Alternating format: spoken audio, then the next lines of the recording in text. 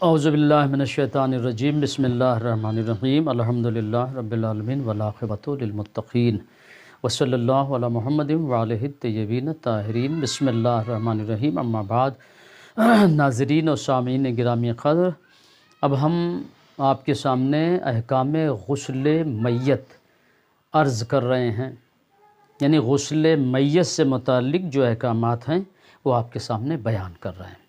پہلی چیز تو یہ ہے کہ میت کو غسل وغیرہ جتنے اس کے احکامات ہیں پہلے میت کے ولی سے اجازت لینا چاہیے۔ میت کا غسل، کفن، دفن وغیرہ یہ سب واجب عینی نہیں، واجب کفائی ہے۔ واجب کفائی کا مطلب یہ ہوتا ہے کہ اگر کوئی ایک آدمی کھڑا ہو جائے ان تمام کاموں کو انجام دینے کے لیے تو دوسروں پہ سے یہ واجب ساقط ہو جاتا ہے۔ یا یہ کہ اگر میت کے وارثان میت کو یوں ہی چھوڑ دیں، کوئی فکر نہیں ان کو نہ غسل دینے کی، نہ کفن کی، نہ دفنانے کی، تو ایسے میں اجازت شرط نہیں ہے، کوئی بھی کھڑا ہو جائے اور میت کو شریعت کے مطابق غسل و کفن و دفن کر دے۔ یہ بے پناہ ثواب ہے اور ان نیک کاموں کو انجام دینے والا بارگاہ الہی میں اجر عظیم کا حقدار ہے۔ میت کو غسل دینا ثواب عظیم ہے، اللہ کی نظر میں بہت بڑی نیکی ہے۔ چنانچہ حدیث میں یہ بات موجود ہے، حدیثوں میں لکھا ہے کہ جو کوئی کسی میت کو غسل دیتا ہے، ابھی جیسے اس کے بدن پہ پانی ڈالتا ہے تو خداوند عالم آواز دیتا ہے کہ میرے بندے نے احسان کیا مجھ پر اور مجھ پہ فرض ہے کہ میرے بندے نے اتنی بڑی نیکی کی ہے، تو میں بھی اس بندے کے لیے یہ کرتا ہوں کہ اس کو گناہوں سے اس طرح پاک کر دیتا ہوں جیسے یہ ماں کے شکم سے بے گناہ دنیا میں آیا تھا۔ تو میت کو اگر غسل دے کوئی تو گناہ سے بالکل پاک ہو جاتا ہے۔ جو میت کو غسل دے کے پاک کرے اللہ اس کو تمام گناہوں سے پاک، اس کے نام عمل میں ایک بھی گناہ نہیں بچتا، اتنی بڑی نیکی ہے۔ اور آج کے جو معاشرہ ہے تو لوگ غسل سے بھاگتے ہیں، میت سے بھاگتے ہیں۔ تو کہنے کا مطلب یہ کہ میت کو غسل دینا بہت زیادہ ثواب ہے، اور لہٰذا مومنین کو چاہیے کہ ثواب کے حاصل ہونے کے لیے میت کو غسل دینے کے لیے آگے بڑھیں اور ایک دوسرے پہ سبقت کریں کہ غسل کے متعلق بوڑھے، جوان یا بچے کی میت میں کچھ فرق نہیں ہے، یہاں تک کہ 4 مہینے کی مدت کا حمل بھی اگر ساقط ہو جائے تو اسے غسل دینا چاہیے۔ شریعت کے مطابق اس کو جو ہے کفن دفن سارے احکامات اس پہ لازم ہوتے ہیں۔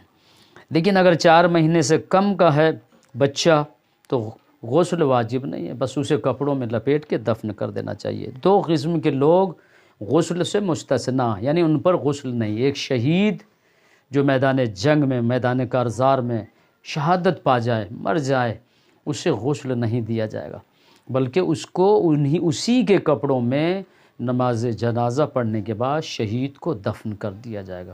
اسی طریقے سے وہ شخص جس کا قتل شریعت نے واجب قرار دیا ہے اس کو پہلے ہی حکم دے دیا جائے گا غسل کا۔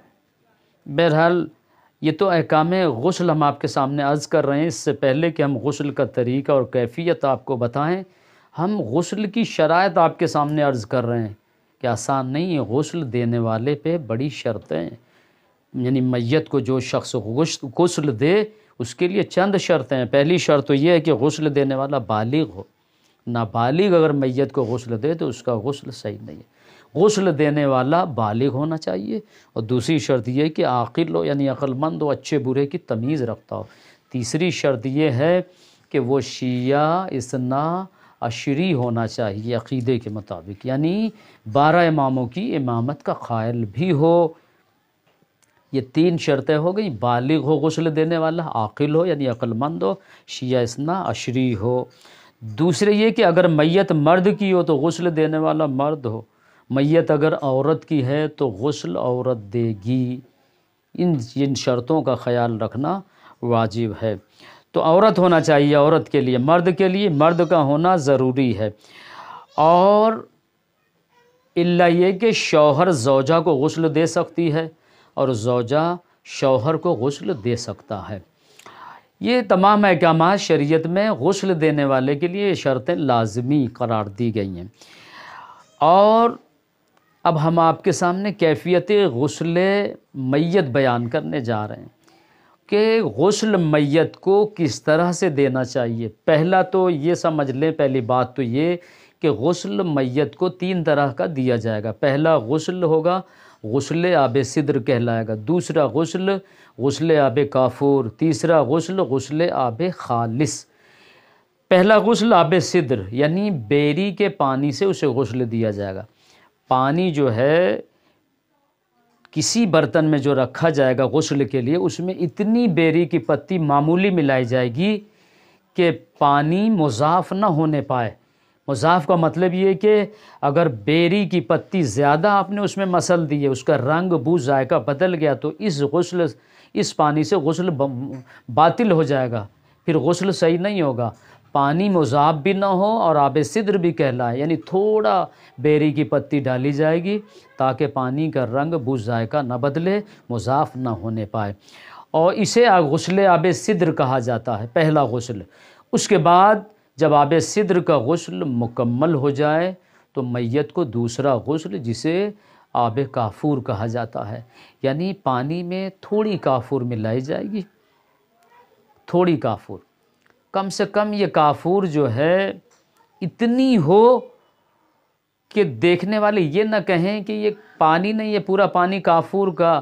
اگر یہ کہہ دیں کہ یہ پورا پانی کافور کا ہے تو ظاہر سی بات ہے پھر یہ مضاف ہو جائے گا۔ بس معمولی سی کافور ملائی جائے گی تاکہ بس خوشبو پیدا ہو جائے۔ زیادہ اگر ملا دیں گے تو مضاف ہو جائے گی، اس سے غسل صحیح نہیں ہے مضاف پانی سے۔ معمولی سی کافور جو ہے پانی میں ڈالی جائے گی اور مرنے والے کو اس پانی سے غسل دیا جائے گا۔ تیسرا غسل آب خالص کا ہے، یعنی سادے پانی کا، بالکل سادہ پانی ہوگا۔ اچھا، اب اس کا طریقہ کیا ہے؟ یہ غسل، تینوں غسل کا طریقہ ایک ہی ہے، صرف نیت کا فرق ہے۔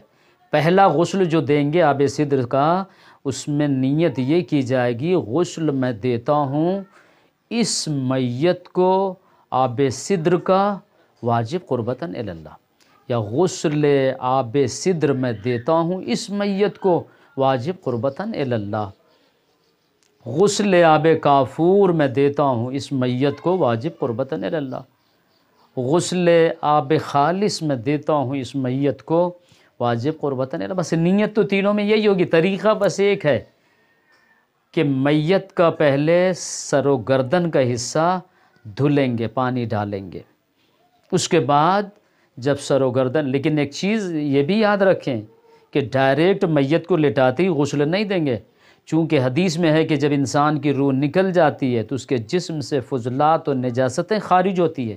پہلے میت کو دھلیں گے، پاک کریں گے، صابن وغیرہ سے خوب پاک کر لیں، اس کے بعد اب غسل دیں گے آب سدر کا۔ نیت کریں گے کہ غسل میں دیتا ہوں اس میت کو آب سدر کا واجب قربتاً اللہ۔ پہلے سر اور گردن دھلیں گے اور کوشش کریں گے کہ ہاتھوں کو پھیرتے جائیں تاکہ پانی مکمل ہر جگہ پہنچ جائے۔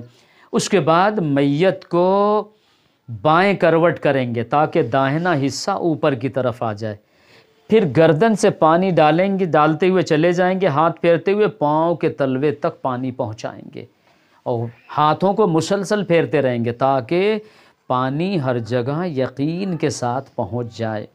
اس کے بعد پھر میت کو داہنی کروٹ کریں گے، بائیں حصے کو گردن سے لے کر پاؤں کے تلوے تک پانی ڈالتے جائیں گے اور ہاتھ پھراتے چلے جائیں گے۔ یہ ہے طریقہ غسل میت۔ لیکن ایک چیز اور یاد رکھ لیں، جو میت کے ساتھ اس غسل میں شامل ہے، مدد کر رہا ہے، اسے بھی نیت کرنا پڑے گی، صرف غسل دینے والے کو نہیں، جو مدد کر رہا ہے اسے بھی غسل کی نیت کرنا پڑے گی کہ غسل میں دیتا ہوں اس میت کو، جو بھی غسل دے رہا ہے اس کی نیت کرنا پڑے گی، تو دونوں کو نیت کرنا پڑے گی۔ یہ ہے طریقہ غسل میت۔ تو یہ جو ہے قربتاً اللہ کی نیت سے جو ہے یہ غسل دیا جائے گا، واجب قربتاً اللہ۔ بہت ثواب ہے میت کو، جو بھی غسل دے گا قیامت کے دن اسے بے حساب ثواب ملے گا۔ وصلی اللہ علی محمد وآلہ الطیبین الطاہرین المعصومین۔